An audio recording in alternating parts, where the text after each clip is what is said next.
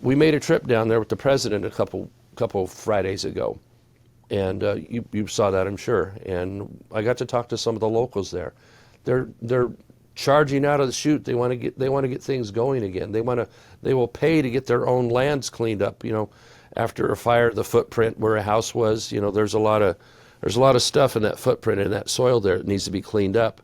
We experienced this in Paradise after the fire up there 6 years ago now.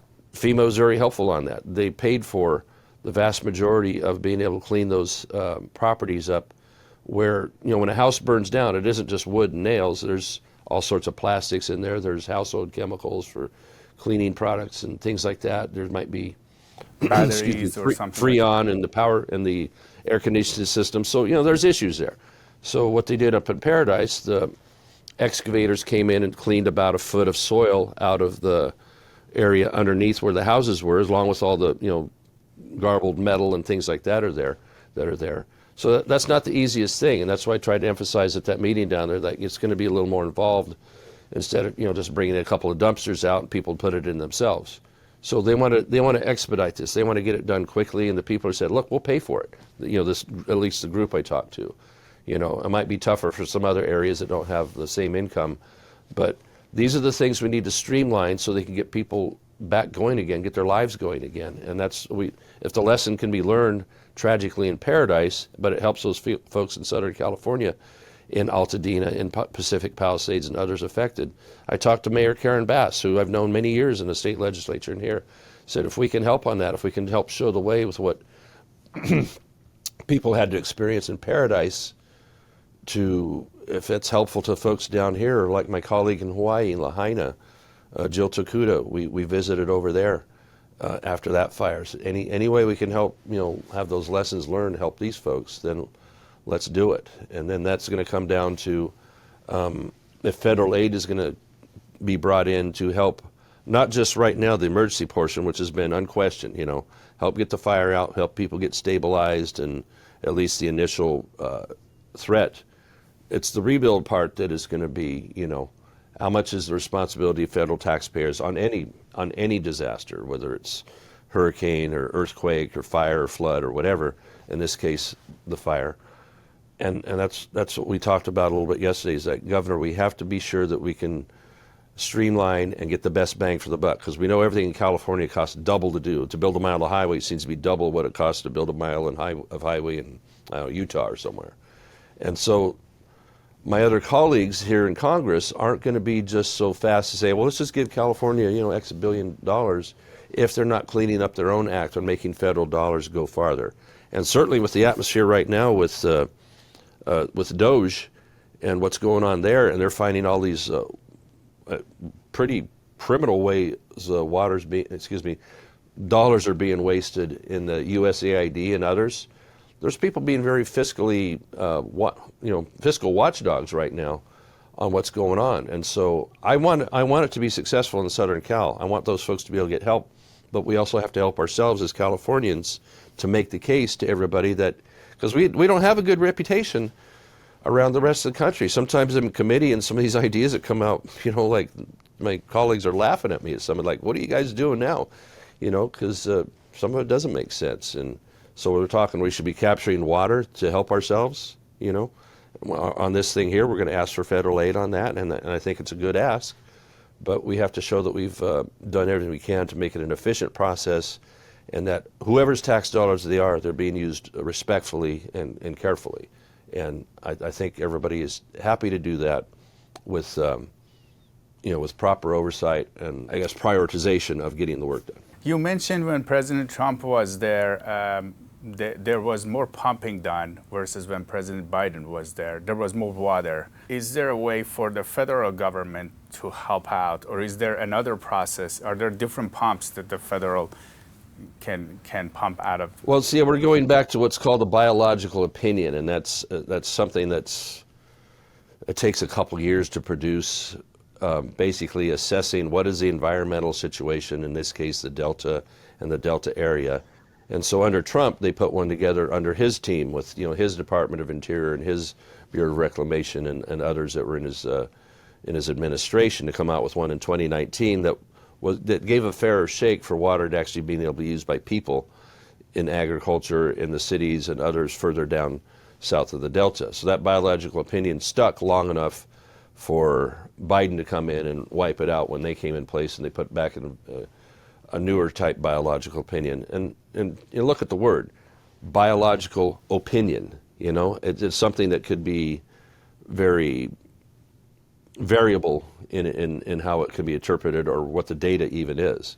And that's what we need to have, is a lot more clarity on what data are they using, or how arbitrary is it that they use these opinions to now govern how water is going to be used or transferred or not.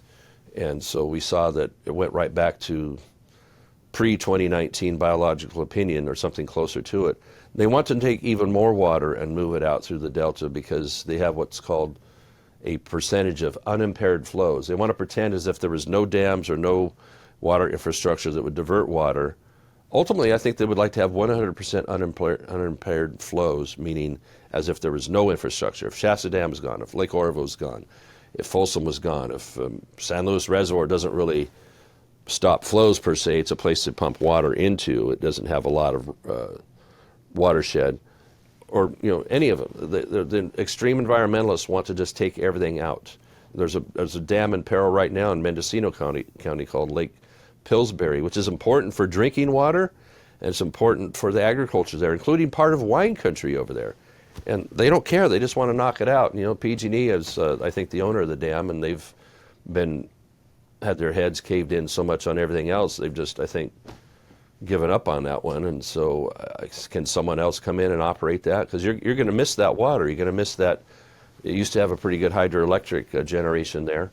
But it's just one thing after another. Up in my district, 4 Klamath dams on the Klamath River were just taken out this year, and they're just giddy about it, supposedly for fish passage. And the crazy thing about it is, a couple flaws is that those dams being put in, there was actual natural shale cliffs, so to speak, that fish weren't going to get above to get to the Klamath Lake or that far up the river. But they'll do anything to have check the box and say that we've got more miles of fish habitat.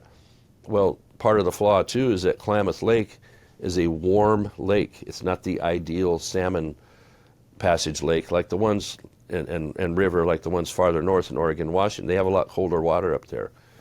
Klamath Lake has a lot more phosphate in it, a lot more green, plant material that's coming in out of the lake and down the river and such. But they took the dams out anyway, so we've just lost out on a bunch of hydroelectric power and the ability to regulate water when they need to, such as preventing flooding. Well, now farther down the line, they're getting flooding this year. Surprise, surprise. So just this environmental thing, the extremity of it is just, this is not what the laws that were passed in the 70s on Endangered Species Act, Clean Water Act, Clean Air Act. They've all been weaponized. And there's a process called NEPA, N-E-P-A, that has been weaponized to basically stop projects, stop permits from being issued. The environmental organizations say, you didn't study enough different species under this NEPA to satisfy them. So they sue over it, and then the San Francisco judge rules, yeah, you didn't do enough. So boom, you lose 2 more years trying to get a permit done to do any project that has to do with water, has to do with producing electricity. One of the criminal things that happened was that a desal plant that was going to go in Southern California, I think it was near Huntington Beach, a group called Poseidon was working on that. I think they worked for about 20 years on that and spent millions and millions to try and jump through all the hoops and many others to get the regulations lined up so they could build a plant and take water out of the massive Pacific Ocean, desal, and supply those folks in those areas. And 20 years worth of battling and jumping through every hoop, well, do this, do that, do this. And they still turned them down after all that investment and all that time. So what are we supposed to do about water supply if you can't build a desal plant and there's foot dragging on building more storage and foot dragging on pumping the water that you do have where it needs to be? That's where people need to wake up to the idea that the environmental movement is negatively affecting them on so many things. Their choice of cars, electric trucks. You know what this is going to cost you when this all kicks in by 2030 or 2035? And then how inconvenient it's going to be, and that our power grid doesn't hold it up. hold up to make enough electricity. We already got rid of San Onofre nuclear power plant a few years ago, which was at the time 9% of the power grid. San Luis Obispo, the Diablo Canyon, it's on life support right now. It got a couple extra years of operating.